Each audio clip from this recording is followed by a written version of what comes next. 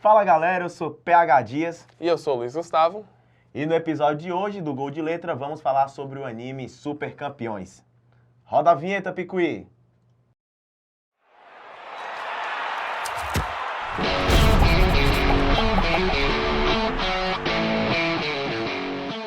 Capitã Tsubasa, ou Super Campeões, foi um mangá publicado entre os anos de 1981 e 1988. Quem criou o mangá, desenhou e escreveu as histórias foi Yoichi Takahashi. Só lembrando que eu não sou nenhum expert em japonês, apesar dos olhos puxados e menores um pouquinho que eu tenho. Se você sabe a pronúncia correta, pode falar, nos corrige, sempre é bom aprender um pouco mais. Depois dessa avaliação facial de PH, eu acho que Kato tem que dar uma avaliada realmente para ver se ele é descendente de japonês, né? Porque eu nunca tinha percebido esses olhos puxados. Não. Vale ressaltar que o Japão é muito ligado às suas matrizes, né, às suas raízes, e é um país que tem muita a cultura das artes marciais, né? Tem o karatê, tem o sumô, então os animes sempre foram adaptados com essa questão da luta, né? Os animes sempre tiveram, os animes mais conhecidos, né, que mundialmente sempre foram adaptados mais dessa forma, né, com luta. There they go. Yeah.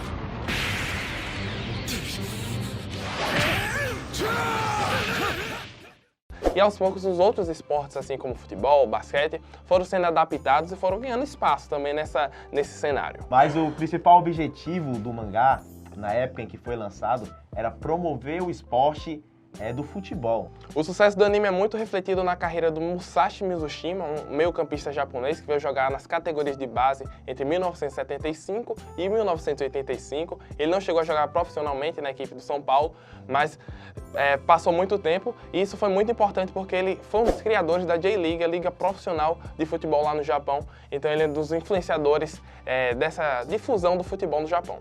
O anime tem várias versões. A primeira delas foi lançada no ano de 1983, com o título de Capitã Tsubasa, que é por conta do personagem título Tsubasa Ozora. Tenha cuidado, filho. Não vá muito longe, tá bem?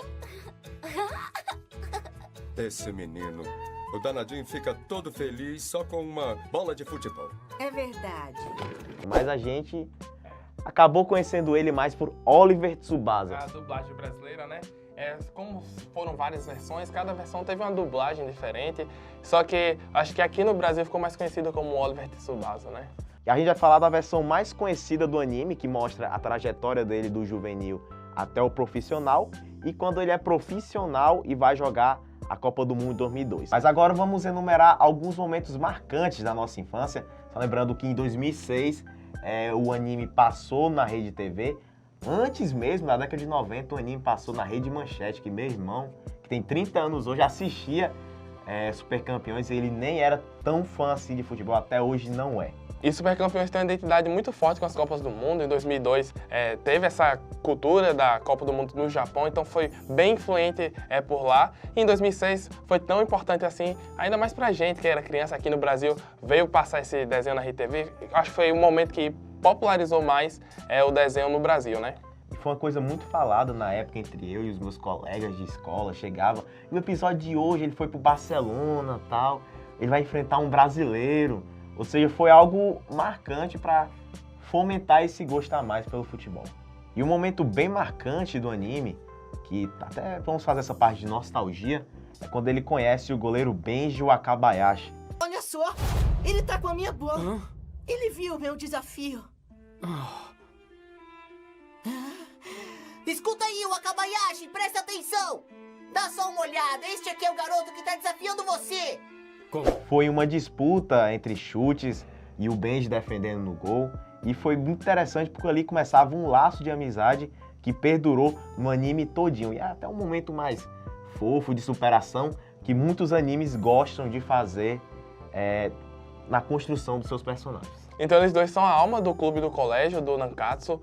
Eles são como se fossem os líderes mesmo, né? O Tsubasa acaba sendo o capitão, mas eles dois dividem essa responsabilidade de serem a base do time, ser a base da amizade, que é mais mais que um time, né? O Super Campeões tenta mostrar isso a todo momento, que eles são além de um time de futebol, eles são amigos, são a família, e eles se importam com os outros. Até durante o jogo você vê situações bem emblemáticas de um ajudando o outro, com lances de falta, lances de superação.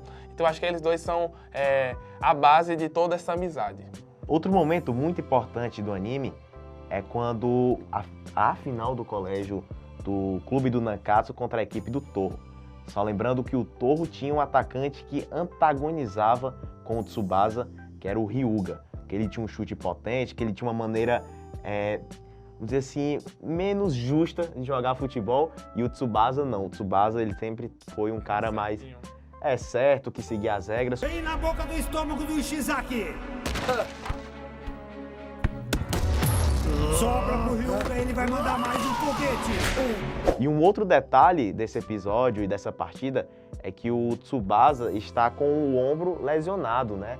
Ou seja, ele não pode dar o seu chute de trivela, porque senão o ombro se machuca de novo, chegando ao ponto até de ser uma lesão crônica e atrapalhar a carreira dele no futebol. O Hyuga é um personagem que é bem comum nos animes, né? Tem um personagem mais tranquilo, um personagem mais marrento, assim como Goku e Vegeta, Naruto e Sasuke, são vários casos.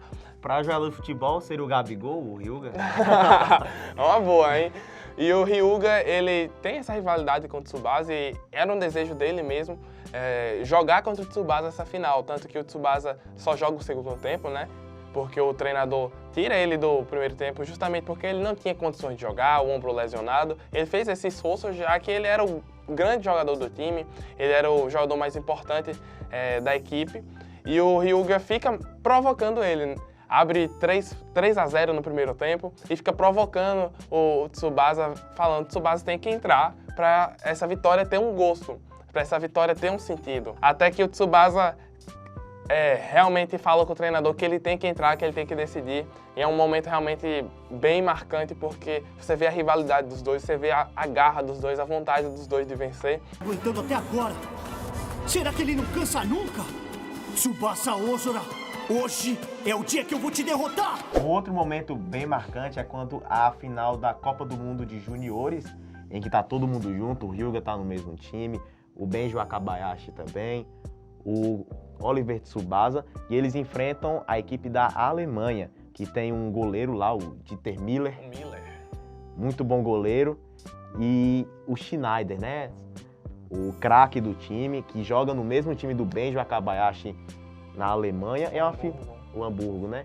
E é um final bem emblemática, porque o goleiro... Eles não conseguem fazer gol no goleiro no início, e o goleiro fica brincando com eles, rolando a bola. Aí começa o festival dos chutes especiais, né? Do chute águia, chute trivela, chute falcão, chute tudo. E eles não conseguem fazer gol no goleiro. E você vê até o desespero dos jogadores japoneses. O Hyuga tem essa fama de ser um grande atacante, um atacante que vence praticamente qualquer goleiro. E com seu chute potente ele não conseguia vencer o Miller. O Miller era praticamente um goleiro que não tinha fraquezas, era um goleiro invencível. Mas, além de conversando entre eles, o Tsubasa e o Hyuga, eles param para analisar e eles veem que não existe um goleiro invencível, que ele tem que ter alguma fraqueza, e até que aos poucos eles vão descobrindo qual é essa fraqueza do goleiro. E no decorrer do anime tem uma parte muito emblemática, que é quando o Oliver Tsubasa ele vem para o Brasil. Ele vem jogar no São Paulo Futebol Clube, é tanto que eles falam o nome do time, São Paulo Futebol Clube, ele é o camisa 10. Um jogador japonês veste a camisa número 10. O seu nome? Oliver Tsubasa.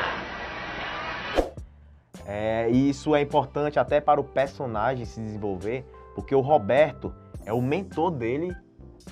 Brasileiro, um jogador que é uma carreira um pouco frustrada, né, do Roberto, ele que se contundiu, teve que parar de jogar futebol. Problema com os olhos, né, que até o anime fala. Mas virou mentor do Tsubasa e fazendo até o paralelo com a história de verdade do Musashi, né, como a gente falou no início do vídeo, o Musashi como veio jogar aqui no São Paulo, da mesma forma o Tsubasa foi jogar no São Paulo quando veio pro Brasil. Então o Roberto tinha passado pelo São Paulo quando ele era jogador, então foi meio que uma ponte que o anime fez com essa história que aconteceu de verdade, né? Sim, e o jogo principal, o jogo inicial do Oliver do Brasil é contra a equipe do Flamengo, que tem o Santana. Carlos Santana. Carlos Santana que é comparado com o Romário, né? O Carlos Santana é um jogador extremamente habilidoso, era o camisa 10 do Flamengo na época. Oliver Tsubasa. Carlos Santana. Outro destaque a mencionar é quando o Oliver vai para o Barcelona. Ele se destaca no São Paulo e vai para a Europa jogar no time do Barcelona. No anime é um outro time, né, por conta dos direitos. O Catalunha. Catalunha, mas ninguém sabe qual é o time da Catalunha, né, gente? E eles vão jogar no Barcelona, que tem um jogador brasileiro também, que é o Rival. Criativos. É. Quem será rival? Quem será? Que é o Rivaldo. Rivaldo, campeão do mundo em 2002. Era o 10 do Barcelona naquela época. E uma das coisas mais interessantes dos Super Campeões é que muitos jogadores serviram de inspiração para o anime. Muitos jogadores acabaram aparecendo, servindo... Alguns apareceram até como eles mesmos, mas a maioria como inspirações para outros personagens. Nós vamos falar agora alguns desses personagens que serviram de inspiração.